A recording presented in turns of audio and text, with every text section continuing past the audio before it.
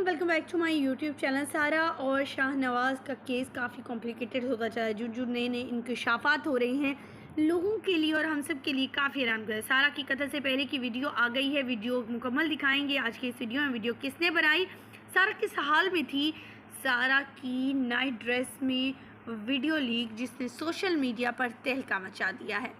सारा के कत्ल होने से पहले मोबाइल डेटा पर आखिर क्या ऐसा मौजूद था जो शाहनवाज़ ने उसे रिमूव करना चाहा, क्योंकि वो जानता था अगर ये चीज़ें सामने आ गई तो वो तो बुरे तरीके से फंस जाएगा, वालिदैन तो उसे बचा भी नहीं पाएंगे। आज की इस वीडियो में मुकम्मल आगाही देने जा रहे हैं। इस केस के हवाले से न्यू अपडेट भी शेयर करेंगे और शाहनवाज़ जो है कितना क्रिमिनल है, क्या कुछ नशा करता है और बहुत सी चीज़ें जो सामने आ रही हैं वो अपडेट करने जा रही हैं। इसलिए वीडियो को विदाउट ये वीडियो को लास्ट तक देखिएगा ताकि आपको मुकम्मल आगाही हासिल हो सके। चंद दिन पहले शाहनवाज़ जो है बड़ा ही सेठ हाबत बना फिर रहा था, बड़े ही मशगले थे इसके, गाड़ियाँ ली जा रही थी, बंगले बैलेंस ले रहे हो। किसके पैसों पर ये इशाचियाँ हो रही थी? अपनी बीवी के पैसों पर। बीवी तो इन तमाम चीज़ों से बेखबर थी क्योंकि वो जॉब में फंसी हुई थी। उसे रोज़ जो है या हर 15 दिन बाद फ़्लाइट लेकर पाकिस्तान आना पड़ता था और ये शख्स हर बार ही पासपोर्ट वहाँ पर एयरपोर्ट में मौजूद नहीं हो, जिससे पर इसे काफ़ी ज़्यादा हैरानी हुई। फिर गाली गलौज पर ये उतर आता है। ना सिर्फ गाली गलौज सारा के साथ की जाती है बल्कि इसकी वालदा के साथ भी काफ़ी बुरा भला सलूक किया जाता है।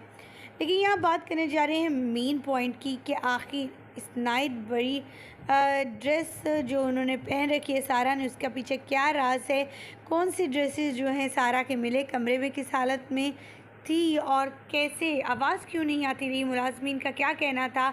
मुलाजमीन जो वहाँ की मुलाजमत कहती थी, मुझे ऐसा लगता है जैसे मेरी बेटी मुझसे खो गई हो, क्योंकि सारा मुझे अपनी बेटियों से भी ज़्यादा अजीज़ थी, जो गरीबों की मदद करती थी। एक बार कोई तकलीफ़ होने पर उसे लाखों रुपए दे जाती थी।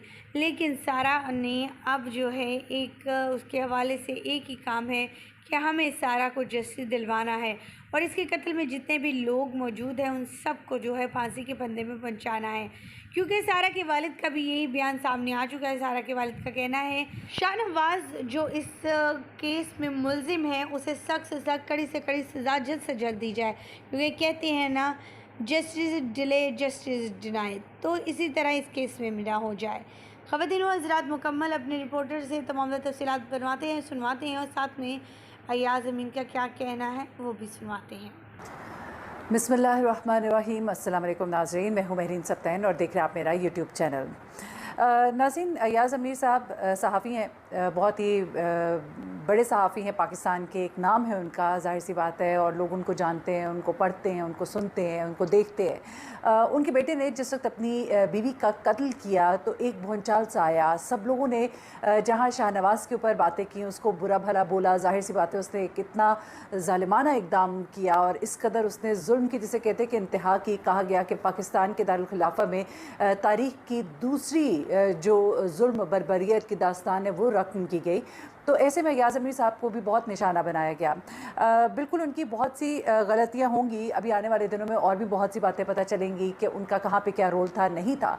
लेकिन जब मेरी एक मुख्तसर सी उनके साथ गुफ्तगू हुई, जिसको मैंने आप लोग के साथ शेयर भी किया, उसमें मैंने आपको बताया कि ठीक है, पेरेंटिंग जो होती है उसके ऊपर लोग सवाल ज़रूर करते हैं, लेकिन कभी भी उन्होंने ना चाहा था, ना कहा था, ना उनके वहमो गुमान में था कि मेरा बेटा ये कर गुजरेगा। ये सब कुछ तो मैंने आपको बताया। उसके बाद कुछ रिएक्शन चैनल्स हैं जिन्होंने बड़ी अजीब सी बातें करनी शुरू कर दी कि पहले महरीन ये कह रही थी या महरीन ये कह रही हैं। बात को समझते नहीं है, सियाक़ो सबाक़ से हटाकर बात को पेश करते हैं। आप बातों को पहले समझें कि मैंने बात की क्या है। बेसिकली वो रिएक्शन चैनल्स तो बने ही इसलिए हैं कि वो क्रिटिसाइज़ करें। ख़ासतौर पर मैं जब ज़हरा केस रिपोर्ट कर रही थी उसके बाद से ये एक ख़ास ग्रुप था जो केसी मिशन पर लगा दिया गया, तो कोई एक जुमला महरीन का उठा लिया करे, उसके ऊपर बात करें। तो आपको जब भी वो कोई बात कहें तो आप काइंडली मेरी वीडियोज़ को ज़रूर एक दफ़ा विज़िट कर लिया करें, उसको देखा करें कि उसके अंदर क्या कहा गया। आज मैं आपको बताऊं कि पहली बार अय्याज़ अमीर साहब खुलकर बोले और उन्होंने वो तमाम बातें बताई जिनके कि हम शायद जवाब ढूंढ रहे थे। क्योंकि हम जानना चाहते थे कि अयाज़ अमीर का क्या इंटरेक्शन रहा था अपनी बहू के साथ। अयाज़ अमीर जो है उन्होंने अपने बेटे को कभी समझाया भी था कि नहीं, अयाज़ अमीर के बेटे के तौर तरीके क्या थे, उसके शब रोज़ किस तरह के गुजरते थे, ये हम जानना चाहते थे। अयाज़ अमीर साहब क्यों नहीं अपने बच्चों की उस तरह से परवरिश कर सके, कहाँ कहाँ पे कोताहियाँ थी, शाहनवाज़ अपनी ज़िंदगी में क्या करता था, उसकी पहली 2 बीवियों ने उसको क्यों छोड़ा था, और जब इसकी 2 बीवियों ने उसको छोड़ा था तो उन्होंने फ़ोन करके अयाज़ अमीर को क्या बताया था, क्या वजूहत थी, क्या कुछ हुआ था, ये सब कुछ जो है अयाज़ अमीर साहब ने बताया है और वो मैं आपके साथ शेयर करने जा रही हूँ। और ये उनका एक कॉलम भी आया है नुक्ते नज़र के नाम से, उसमें भी उन्होंने कुछ बातें बताई हैं। ये सब कुछ इकट्ठा करके ज़रा मैं आज आपके सामने रख रही हूँ, जिसमें अयाज़ अमीर जो है अपनी कोताहियों का भी एतराफ़ कर रहे हैं और वहाँ पर अपने बेटे के जो शब रोज़ थे, किस तरह से वो नशा करता था, सारी सारी रात धुत रहता था, इंटरनेट की जो दुनिया है उसके अंदर वो हर वक्त धुत रहता था। इंटरनेट की दुनिया में उसका सिर्फ एक ही काम होता था, वो काम था कि वो दोस्तियां करे और क्या कुछ करे, सब चीज़ें अयाज़ अमीर साहब ने बताई हैं। उससे पहले भी मैं आपको एक और चीज़ बताती चलूँ, क्योंकि लोग थोड़ा सा चीज़ों को कंफ्यूज कर देते हैं। अयाज़ अमीर की जो वाइफ हैं वो भी पहली बार मीडिया पर आई। मैंने गुज़श्ता वीडियो के अंदर बताया कि उन्होंने आकर बताया कि क्या वजह थी कि वो अपने बेटे की और बहू की लड़ाई की आवाज़ें ना सुन सकी, यहाँ तक कि उसने उसको कत्ल कर दिया, क्योंकि वो अपने कमरे में रात को सो गई थी। उनका कमरा घर के एक एक्सट्रीम कोने में है, जबकि बेटे का कमरा घर के दूसरे एक्सट्रीम कोने में है। उन्होंने एक नक्शा भी जो है वो पेश किया और नक्शे में उन्होंने बताया कि मामलात किस तरह से उनको मतलब ये सब कुछ हुआ कैसे, वो क्यों नहीं सुन पाई, क्योंकि उनके ऊपर बहुत सवाल उठ रहे थे कि वो वहाँ घर में मौजूद थी तो उनको क्यों नहीं पता लगा कि घर में हो क्या रहा है। तो ये भी बताते हुए, मेरा मकसद हरगिज़ किसी को डिफेंड करना नहीं है, लेकिन बातों की वजाहत बहुत ज़रूरी होती है, क्योंकि मैं भी सवाल उठाती रही थी कि क्या वजह है कि वालदा घर में मौजूद थी, उन्होंने क्यों नहीं सुना, उन्होंने क्यों नहीं इंटरफेयर किया, तो उन्होंने उसकी वजह जो है आपको बता दी। अब मैं ज़रा आती हूँ अयाज़ अमीर साहब की तरफ। अच्छा, अयाज़ अमीर साहब कहते हैं कि जब मुझे पहली बार ये इत्तला मिली तो मेरे तो पाँव के नीचे से ज़मीन गुजर गई। मुझे ये गुमान हुआ कि शायद वो ज़ख्मी होगी और इसीलिए मैंने फ़ौरन कहा कि फ़लाँ जगह पहुँचिए। चंद लम्हों में अलबत्ता मौत का पता चला तो जैसे ज़मीन पर अंधेरा सा छा गया हो। ये उनके अल्फाज हैं, मैं इसलिए बयान कर रही हूँ कि आपको आइडिया हो कि वो क्या कहना चाह रहे हैं, क्या बताना चाह रहे हैं। अच्छा, फिर वो कहते हैं कि अल्फाज नाकाफ़ी हैं, बातें फ़जूल हैं। 1-2 दफ़ा ही मिला था, इतनी खूबसूरत, ज़हीन और मासूम लड़की। अपने कमबख्त को उसके सामने कहा था, तुम इसके काबिल नहीं, लेकिन काबिल होने की कोशिश करो। अब सोचता हूँ कि कुछ और भी कहना चाहिए था। जहन में ख्याल उठते हैं कि अगर ऐसा हो जाता तो ये ना होता, फ़लाँ चीज़ हो जाती तो शायद ये दिन देखना ना पड़ता। इंसान अपने बारे में सोचने लगता है कि मुझसे क्या गलती हुई, कौन सा मेरा करना था जिसका असर औरों पर पड़ा।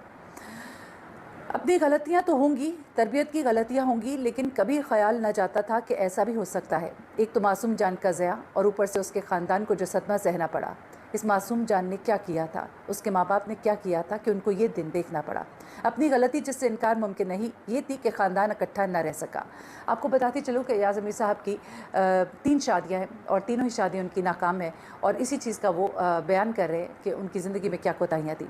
ख़ानदान टूट जाए तो बच्चों पर असर पड़ता है, लेकिन ये भी हकीकत है कि हर टूटे हुए ख़ानदान से ऐसे वाक़यात जन्म नहीं लेते। बड़ी अच्छी बात है जिसका उन्होंने एतराफ़ किया, क्योंकि बहुत से टूटे हुए ख़ानदानों के बहुत ही ज़बरदस्त बच्चे भी होते हैं, लेकिन टूटे हुए ख़ानदानों के असरात होते ज़रूर हैं।